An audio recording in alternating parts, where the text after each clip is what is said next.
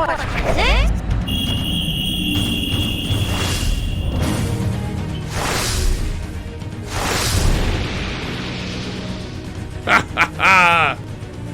SIZZLE, what's up, baby? How you feeling, man?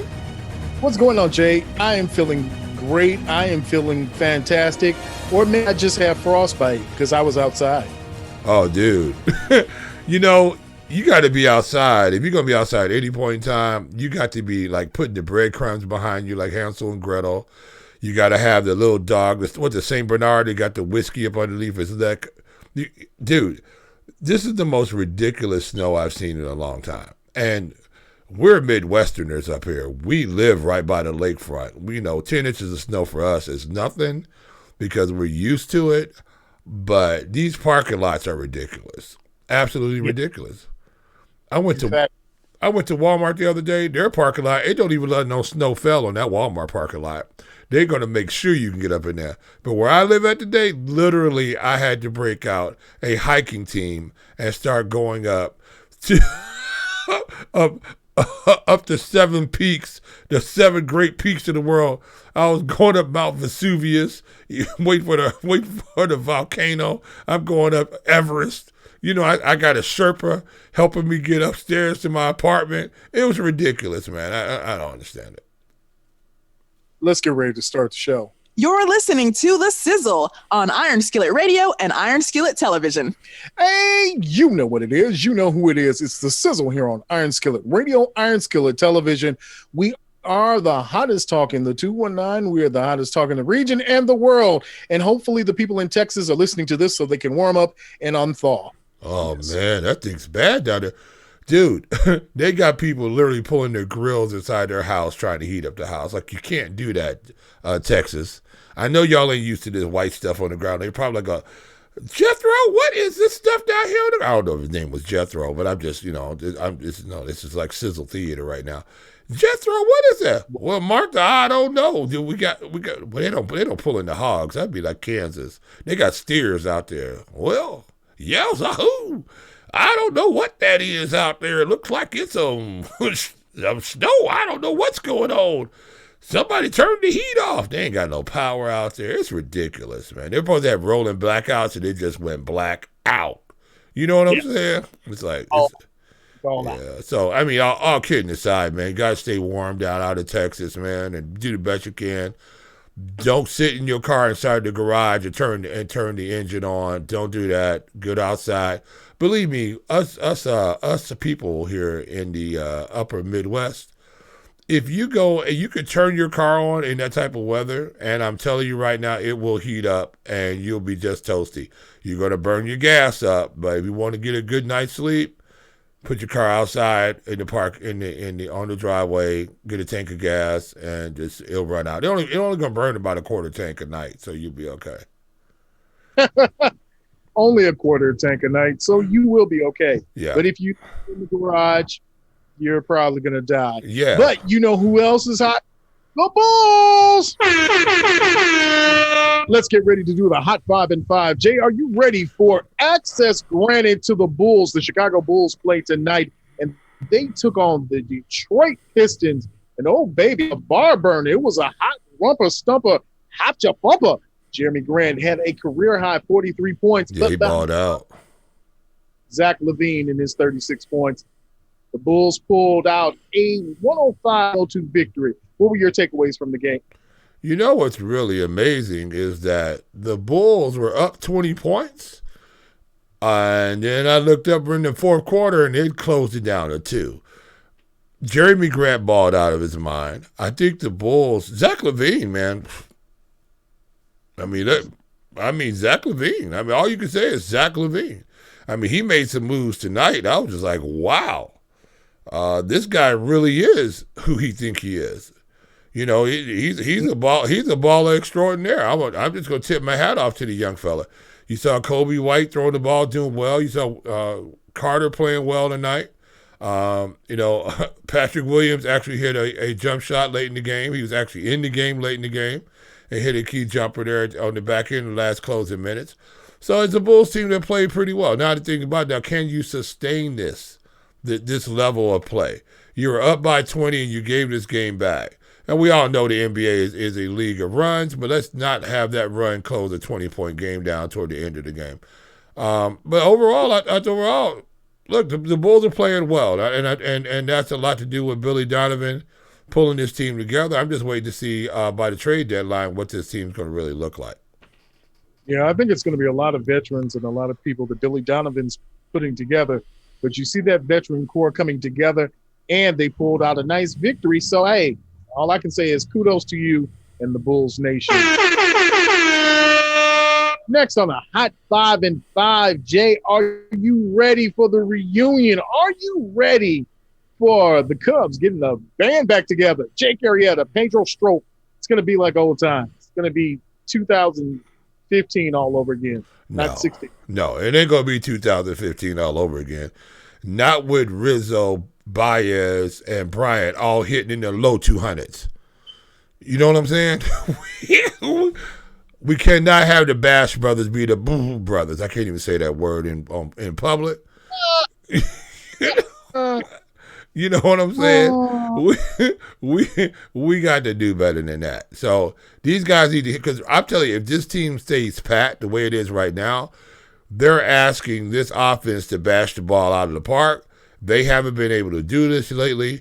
Unless Bryant comes in with a whole new different swing, and his swing looks like LaMelo Ball's revamped jump shot, and all of a sudden he can cover that hole inside and tight where he can't get to a fastball up there. If he has to change that swing, it's going to be the same old thing as it was, and we're going to see a bunch of players hitting low 200s again, and then we're going to see massive movement in the middle of the season because the Bears are going, the Bears again, the Bulls again, Lord, the Cubs are going to try to jettison everybody. Look, all these teams are the same team. They just wearing different uniforms. And you're going to see the Cubs start jettison players. Yeah, you need to pull it together, sir. We're doing a Hot 5 and 5. You got to be hot. You got to be on the 5 and 5. But we will see in the spring that's coming around in a few more weeks. Yeah. All right, Jay, the Valpo Crusaders, who may not be Crusaders much longer, and we'll talk about that later with the name change, they went up against number 25 Loyola and gave them a close game, almost pulled it out at the end. What do you think about that effort this evening as they tried to hold on to knock off top-rated and in their conference top league-rated Loyola? Well, they played really. I think this Cavalcade of playing good started really when they played Drake and they lost that game against Drake, their first of a back-to-back to Drake, where they should have won that game. And then you saw them come back and play really well against Drake and win the next game. And then now you start seeing a bunch of guys getting confident that possibly this team could be better than what we thought it was. You got Donovan Clay playing really well. You got a number of other players, Cricky playing really well. So you're looking at a team right now that has some confidence, and sometimes you get tired of losing. And now it's all heart, hustle, and muscle. That's the way Valparaiso has to play. And against another 25 team, they took them to the wire, but again, they fell up short on this one. So let's see what happens tournament time here. Maybe they might pull something together. You never know. Might be a run in the Valley, and possibly they might get into the tournament. Last on the Hot 5 and 5, we're going to talk about Allen Robinson and what's going on with the Bears. The Bears are in some discussions, and it's rumors going around that Allen Robinson might be traded. But right now, the Bears hold the trump card, if you want to say that, because they can sign him to a long-term extension, or they can sign him to a manner of things to keep him kind of in-house.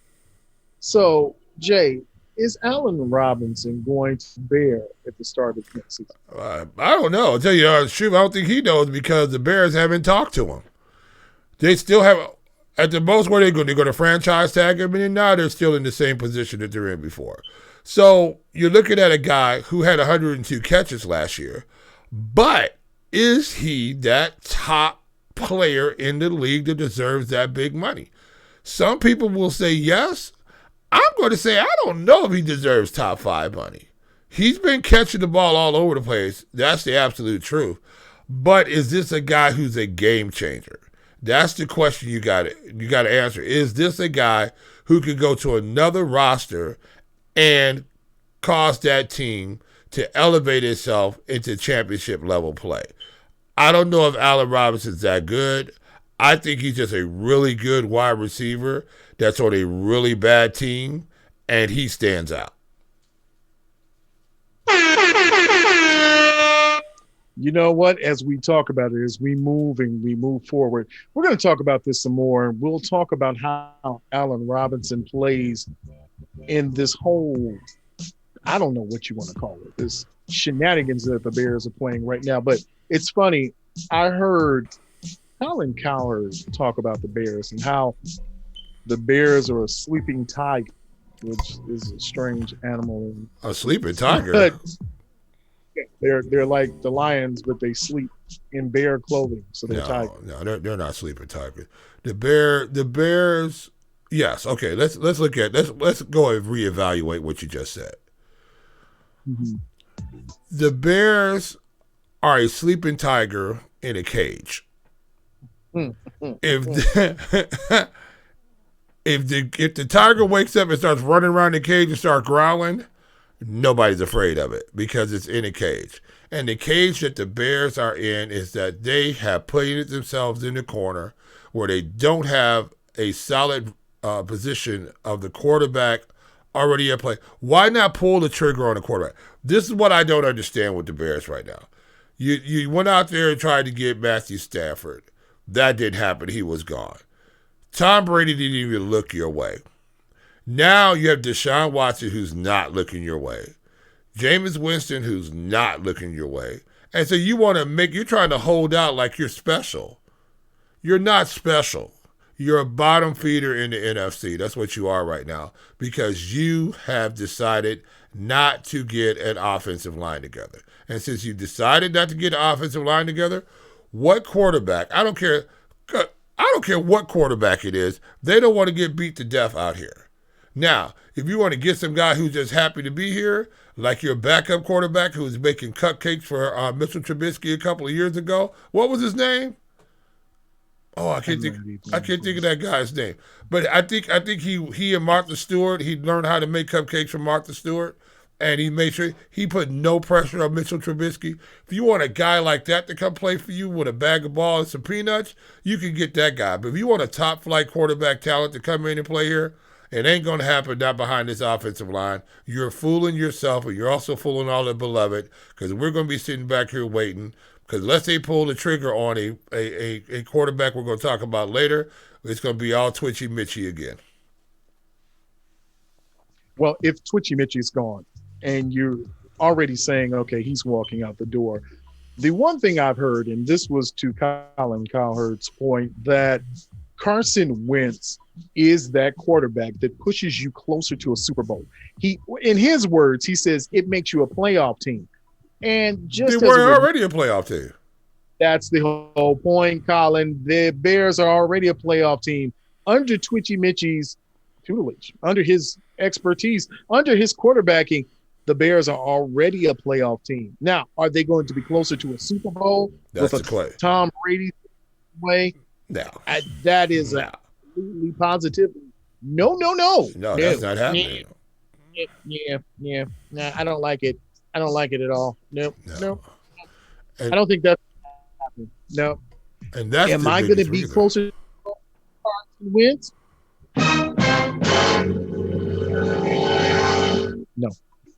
No, it's not going to happen.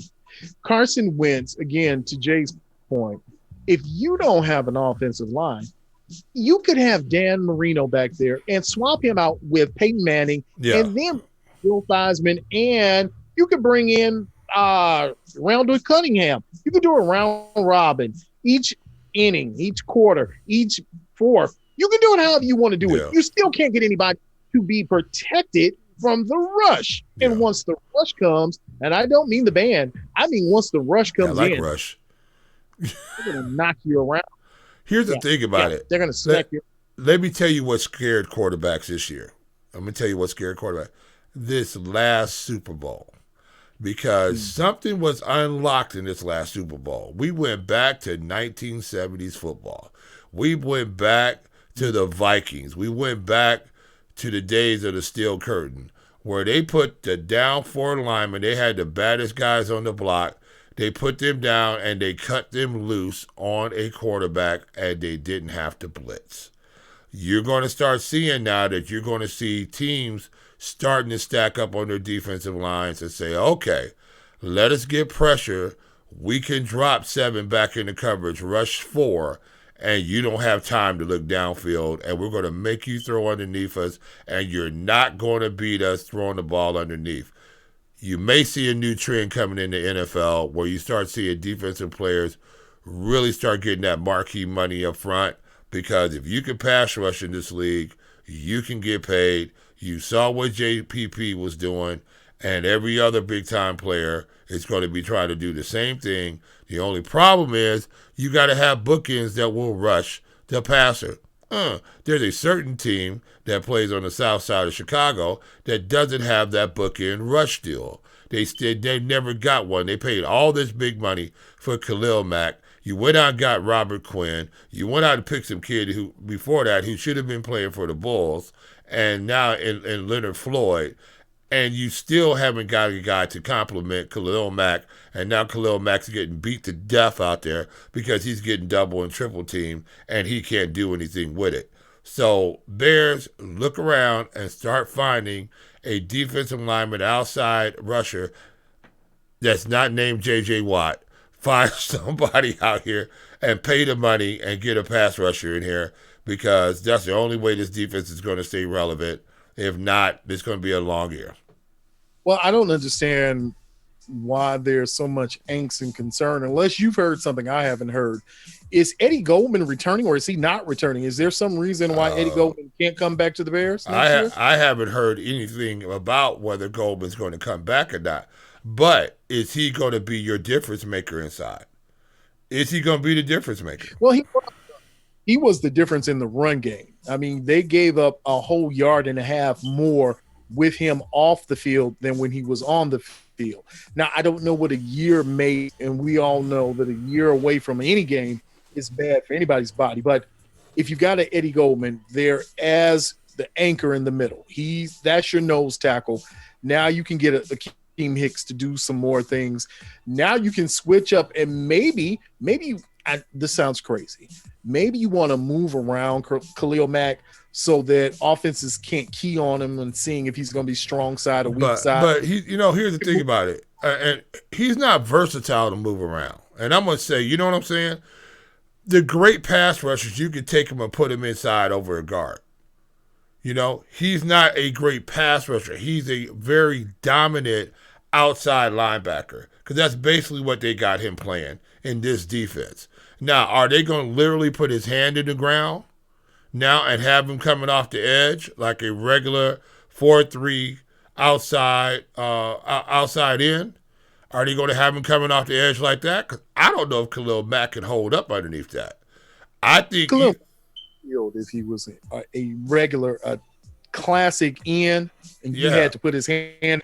If you had to put his hand down in the ground, can Khalil Mack? Because now you're talking about him being he had to be real staunch. I can't think of the right word. A stalwart on the run game. Because the one thing you do to Khalil Mack is that you run the football at him, and you just beat him down. And how many times have we seen in Chicago Bears games that Khalil Mack's name is not called in the second half?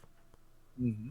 Just don't even know he's out there. When he first got to the Bears, he had the greatest game of any defensive player ever. He had a sacks, pickoff, run back for a touchdown. He was up there baking cookies, serving popcorn. He was the greatest thing coming. And then after that, it went downhill. And now he's at a position now where Khalil Mack, you don't hear about him all game. Why? Because he's getting doubled all game.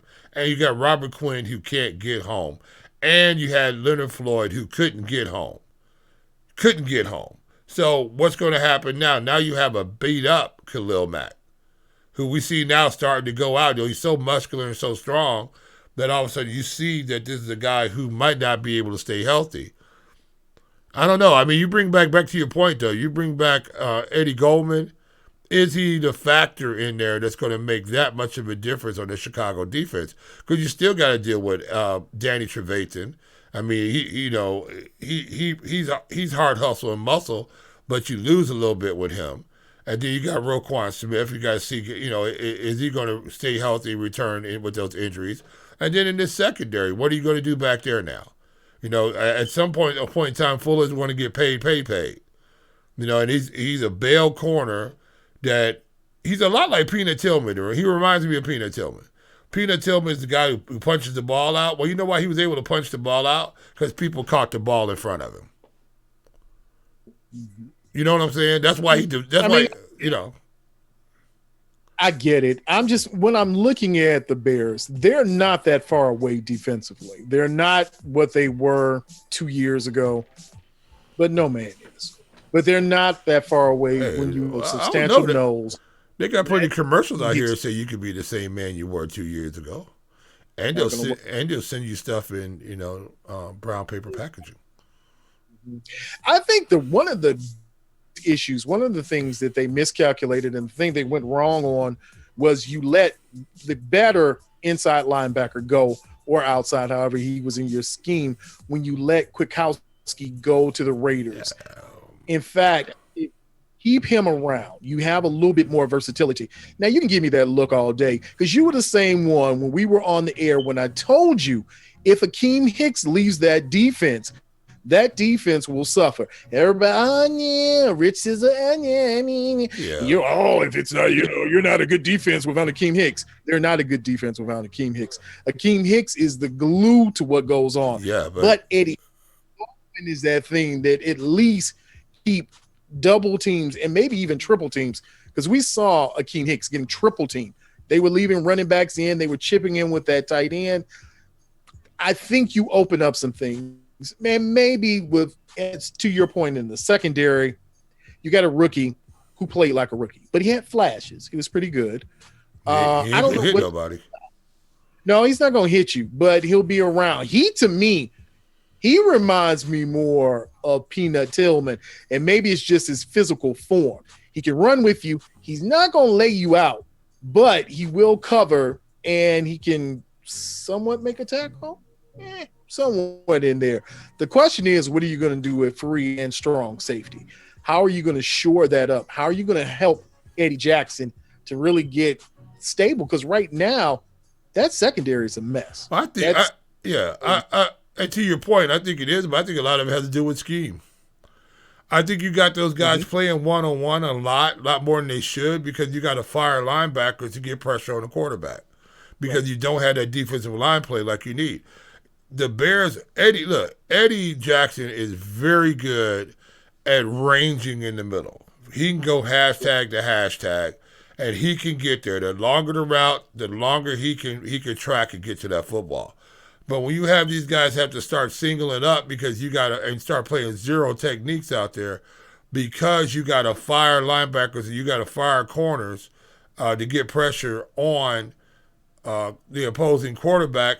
Well, you put these guys on the island, especially if you don't get home. And to your point, can Eddie Goldman free up Akeem Hicks again? Can he free up Khalil Mack, where you have to put some pressure? If you can pressure up that A-gap with Coleman, now you have the guard and center occupied on him, and it leaves those tackles on an island by themselves, and that's where Khalil Mack is really good.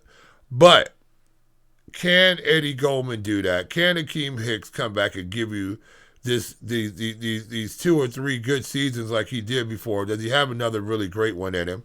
We're going to wait and see about all that. The question is, though, if the Bears do not shore up their offensive line, they do not possess the football, they do not run the football with abandon. If they don't do that, it doesn't matter what defense you got out there. You can put the 85 Bears out there, and if you can't control and move the ball down the field by running the football and having a short pass game and gives them some time off, they're going to get run on. And we saw that. You saw that happen with the 86 and 87 Bears, where you thought this team was going to go back and repeat, and what happened to them? Teams figured out their 4-6 defense, and all of a sudden they weren't as great as they were before. I think that would be one of the things you would focus in on if you're Ryan Pace, even if it's not Eddie Goldman. one of the things you've got to walk away with out of this draft is a nose tackle. You've got to come out of here with a substantial nose tackle that's going to be young, that you can have for a couple of years, and then filter through that. Because right now, this is your window, and it's a very short window for you, whatever you can do. The window was 2018. Their window was 2018. That was your garage door. That was when you had the ability to have gone in, snuck in, just as you saw the Buccaneers do. You see a team go from nothing to something. You saw Tom Brady go from something to nothing. Well, again, if the Bears don't find a Tom Brady, if the Buccaneers didn't have a line in place, if they didn't have in place some substantial running backs, and I'm not even going to say that the receiving core was great. It was decent. Well, and then augmented, and it became great after Tom Brady got there. Well, you did have Mike Evans there, though. I mean, you put Mike Evans. Yeah, Mike Evans was there, but Mike Evans is just like Allen Robinson. Before Tom Brady got there, he was good. He wasn't great. He was a threat, but then maybe not a threat. It depended on when he wanted to play. It depended on when he wasn't injured. And then you had the rest of them. Did you ever hear of some of their underneath receivers? Nobody had heard this little Scotty guy before. They were there. Because you have famous Jameis back there slinging it all over the yard, throwing 30 TDs and 30 picks. you had the crab leg kid just slinging it around. Somebody should have been there. Should have been a name that came out of there somewhere. And here's the killing part when you think about their tight ends. So Gronk comes in, you've got Brate, but you lost your stalwart and your star in O.J. Howard. So you lost the dude that you really were putting your chips in on. Your tight end. I mean, no, yeah. I don't know, but I mean, O.J. Howard would. I think the whole time they were waiting for the postseason to establish these tight ends. You know, I can get that. Yeah. You didn't know what Gronk was going to be at the beginning of the year, and it did for Gronk at the beginning of the year. Right, he had 16 games to get himself into shape. Absolutely right. Right. You know, he was showing up every once in a while, practicing a little bit, and they were just getting him ready for this playoff push. That's all they were doing. So, yeah, I mean, but can you compare Tampa Bay to the Bears? Not at this point because you don't have a Tom Brady. But I mean, before that, Tom Brady. I think if you take that 2018 team. Oh yeah, I would say that. Yeah, I would say that 2018 team is comparable to this Tampa Bay team. Yeah, I would definitely say that. But I think you blew your window in there. I really do. I don't see bringing on a couple of players are going to make the Bears a Super Bowl contender. I mean, I just don't see it. It's just there are too many holes to fill right now. It's like what's that stuff that Flex Seal? They got water, they got cracks everywhere, and you're gonna be running around with Flex Seal trying to fill it in because you got issues going on right now. One injury or two, an injury on the defense, any major player, Akeem Hicks, Khalil Mack. We saw Roquan Smith. Look what happened when Roquan Smith went out. All of a sudden, that defense where he was running around smacking people upside the head, they weren't running around smacking people upside the head. They were getting smacked upside the head. Look how often the Bears got drove on. I mean, I had the Bears as my fantasy defense last season, and this year I definitely didn't have them, and I'm glad I didn't because they gave up a boatload of yardage. A boatload of yardage. Now, does yardage mean scores? No, they don't. But the Bears weren't always real rock solid in the red zone either. Toward the end of the year, when they were just getting beat up, and that's the problem right now with the Chicago Bears because you don't have an opportunity to have an 8, 9, or 10 play drive, and then have another 8, 9, or 10 play drive to give that defense some time and burn some clock burn some time off the game clock. These 3 and outs and 4 and outs and quick turnovers and just stuff like that, like Mitchell Trubisky's been doing, that's a big problem. And if they don't get this shored up, and here's the thing about it. Here's the thing about it too. All right, why is all of a sudden they're the quarterback gurus? All of a sudden, when did that happen? When did they become the offensive soothsayers that can fix, an offensive team? They're so good over there. They got the czar of forward passing on a position on their on. You know what I'm saying? It's like, when did you become this guy? Because we haven't seen that yet with Mitchell Trubisky. We didn't see it with Nick Foles. So just because you have the plays, don't mean it's just because you get into a Ferrari, don't mean you're gonna be able to drive it. And that's what the problem is. Yeah, at the end of the day, just because you say it's right doesn't make it right. Yeah. And I don't think anything that they're going to do without getting a substantial line and better quarterback play is going to make it right. Yeah. So let's leave it there. Let's leave it at this time. We'll freeze it here because the next thing we need to really talk about the impact of Allen Robinson and how that's going to work with the Bears moving forward. And the sad part is it's really hard to make that kind of discussion when you still don't have the QB situation straight. Yeah. What are you going to do? Right? Yeah, well, we're the system. We talk about these things. We do it all the time. So let's get ready to tell the people something good. Look, people, if you have not subscribed, liked, and shared the Sizzle, right? First of all, you're forgiven. Because February not only is Black History Month, not only is it the month of Valentine's Day, but it's the month of forgiveness.